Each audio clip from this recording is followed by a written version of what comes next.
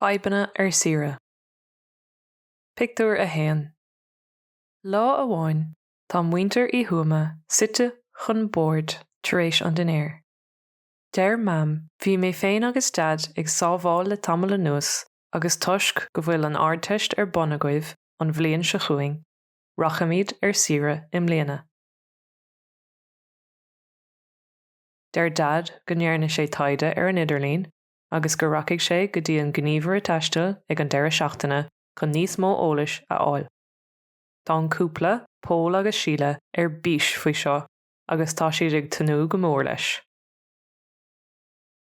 Pictiúr a dó.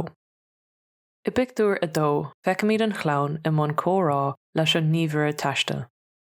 Deir dad lé go bhfuil an cinenne déanta acu go ndeacaigh na páistí ar an idirlín agus gur phiog siad Malaga mar cheann scríbe.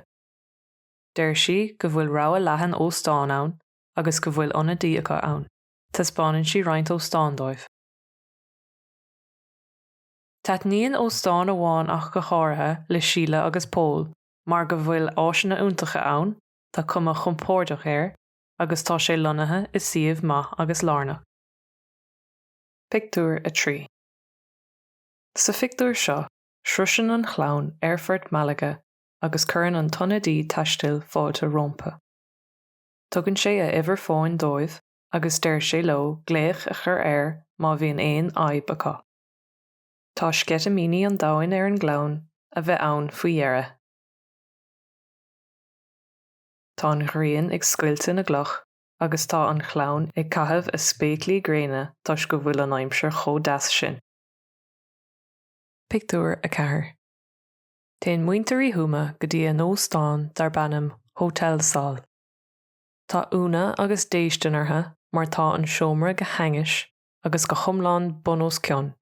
Is léarnar glanach é le tamall anuas agus níor cóiríoch an leaba fiú. Téann an tathair go dtí an deisc fáilte le gorrán a dhéanamh faoi chuma an tomra. Deir sé gur bhailó fanacht an óstáin eile. Ag an am céine, chuireann an bháthair gléach ar an ionadaí chun an scéala insint agus a míthástácht a léarú dó. Pictiúr a cúig. I Pictiúr a cúig feicimid muintir í thuama i mbun córá leis an ionadaí taistil arís. Gabhann sé a le scéal ló faoin óstáin agus míonn sé go bhfuil stalc ar siúl faoi láthair agus gurb é sin an fá nár glanach an seomra. Galann sé dóibh go bhainfidh siad in óstáin nua dar bannam Salis Central atá is siomh níos fearr agus go ndéanfar úschrádú ar a seomra chomh maith. Pictiúr a sé. Sa pictiúr dearnach feictear an chlán ag ligeanta scia ar thaobh na linksnáva ag an óstáin nua.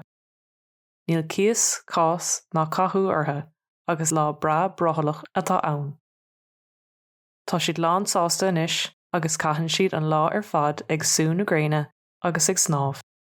Credann dad gur fíor an seanachal, is olc chun ré nach séideann do dhuine éigean. Ceistena. Cá bhfuil muintir í thuama i Pictiúr a dó. Conas atá an aimsir sa tríú pictiúr. Cad a cheapann mam faoin óstáin nua.